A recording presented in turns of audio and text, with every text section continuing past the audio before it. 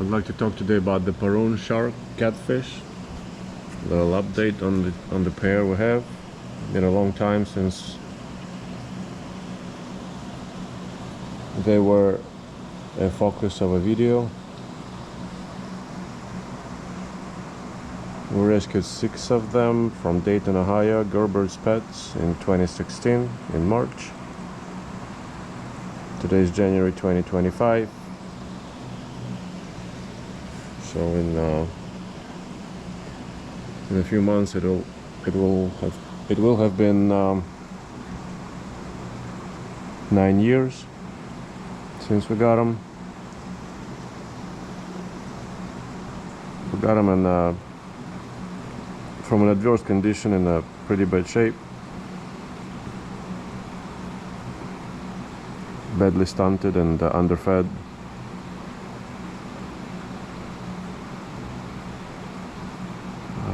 They've been doing very well since then. Overall, we lost one probably in about a year or so. I don't know for what reason. Probably it might have hit its head too hard on the wall. They're headbangers, I call them.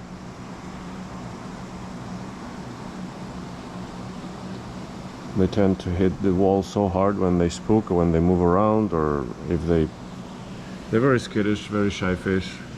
They're a strange combination of a highly skittish and highly predatory catfish. In that way, they're total match for a piraiba. Same thing.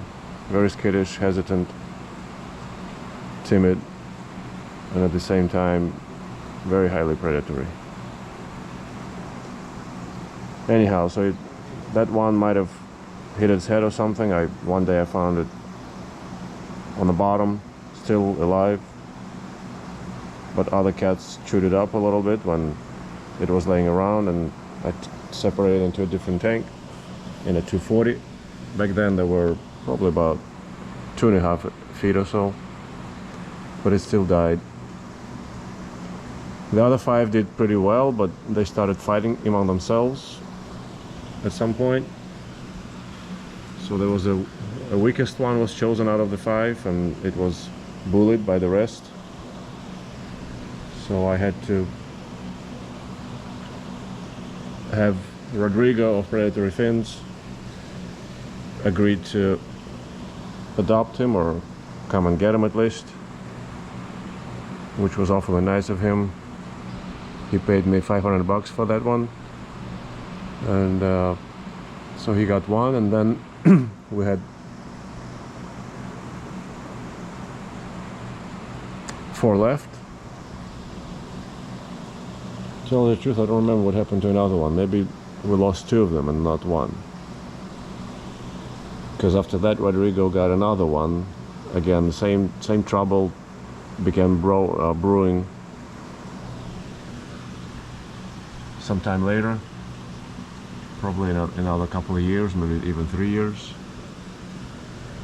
So Rod bought another one when they only had 3, also for $500. So that's how we were left with just 2, and these have been more or less stable. I mean, they have their fallouts sometimes, and trying to figure out who is the boss between them 2. I'm supposing the bigger one is the female and the smaller one is the male. I'm gonna call them that until I know different. The big one it's I don't know, 10 times more than the smaller one overall.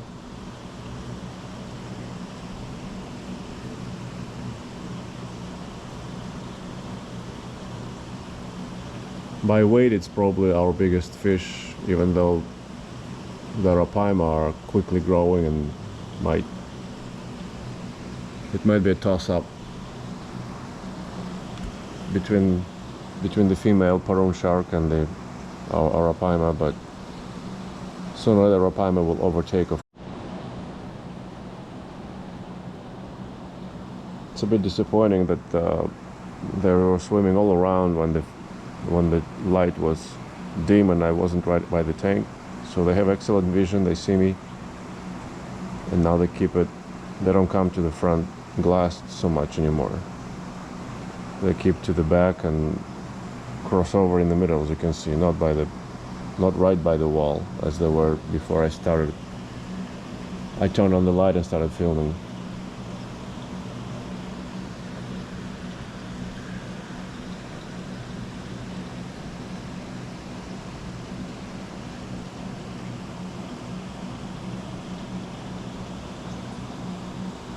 We had problems with them before, as reported in our various videos. When I miss an uptick in their appetite, for example, they chewed up the Indian shovelnose catfish, that it had to be put into hospital at least 2 times. So that a good portion of its dorsal missing, and that's their doing. And you can see the scarring where the skin was pretty much missing all around the dorsal fin. They were just attacking it from above and biting it just right across the body on the fin. That was 1 year, I want to say, I don't know,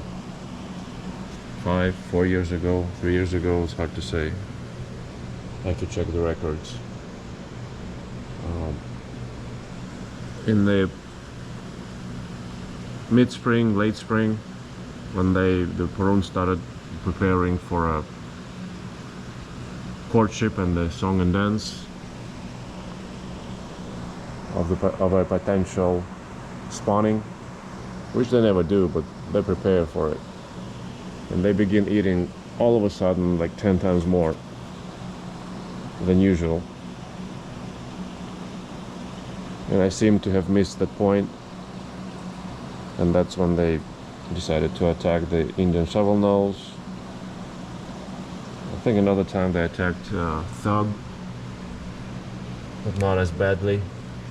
And thug is beefier and he eats a lot of fish, so he can make up for it much better. The Indian shovelnose has been so difficult, he'd rather die than eat a fish, so he only takes pellets, and he never, I mean, at this size, fish cannot sustain themselves on the pellets anymore, even though I give them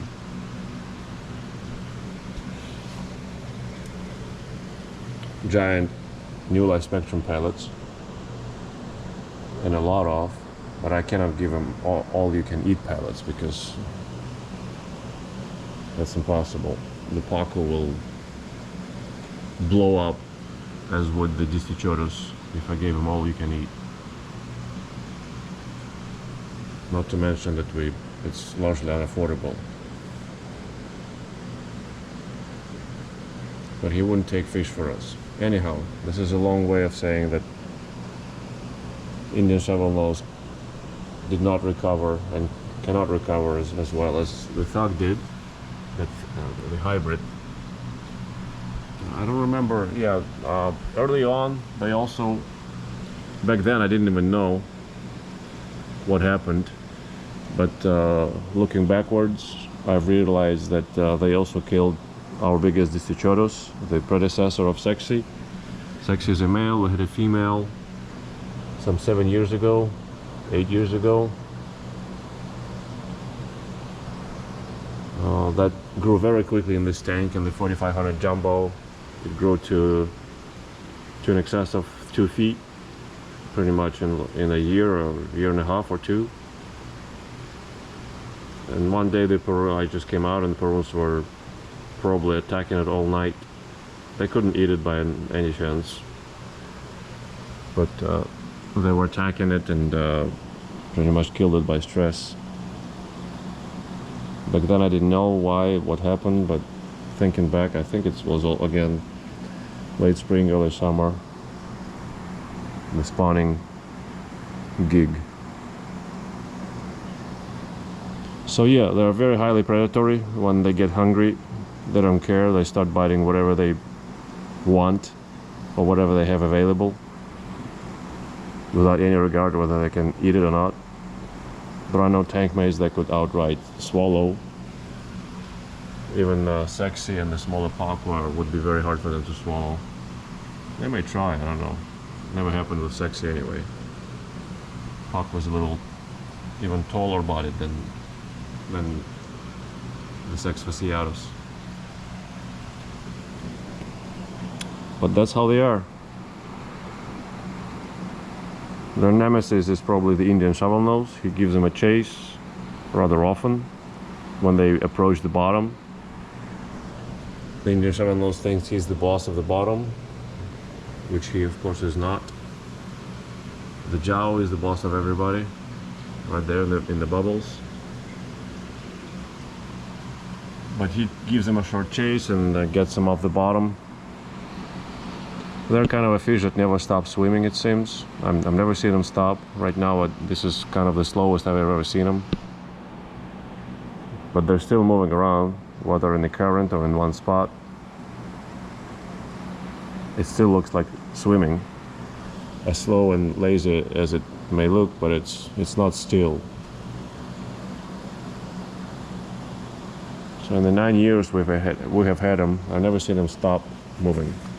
They're a non-stop swimmer.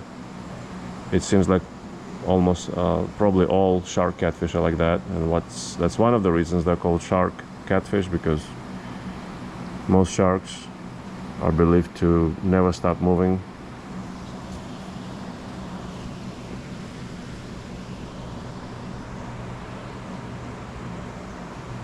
Once in a while they go through trying to figure out who's the boss, as I said. And given their size and strength, it tends to be pretty dramatic, even though it leaves little damage on them. Somebody just decided to defecate. Sorry about that, probably a pacu. I fed this tank yesterday heavy. Anyhow, just a little touch on our two Paroon sharks. I think we got them at about a couple years of age, so that makes them soon to be 9 years, so about 11 years of age. I don't know, the girl is, I forgot, I measured them. She's about 4 feet, I think. And the boy is 3.5. But she's much thicker and taller, and she's probably triple the weight of the male. I can only eyeball her weight, I don't know, I could be way off. She looks to me like about 50 pounds.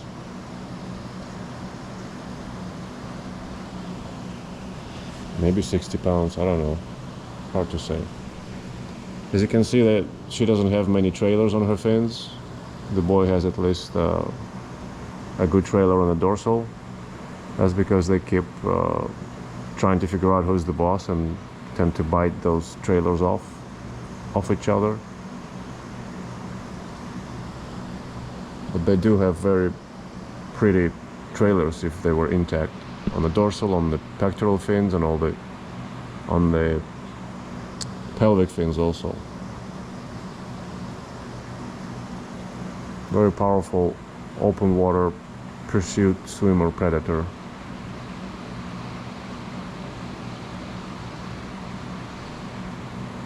As you know, they can reach 6, 7, maybe even 8 feet. So they grow very, much larger than they are right now.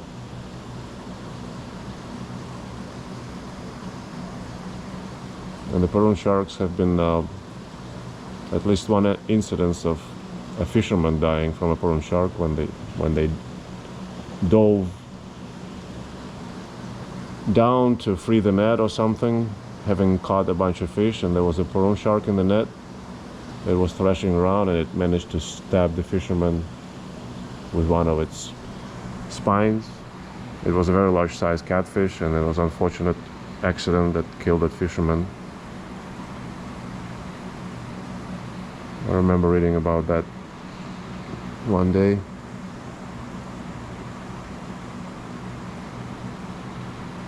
Even though their eyes look like they're rather far on their skull, not like right on their nose as it is on perches, they do not have a blind spot in front of their mouth. The eyes are kind of bulging, so they're able to focus both of them on the object they're pursuing. That's why they have such small barbels. They don't need barbels for hunting. They use eyesight. So I assume if a Paroon shark lacks eyes, it would not be able to sustain itself.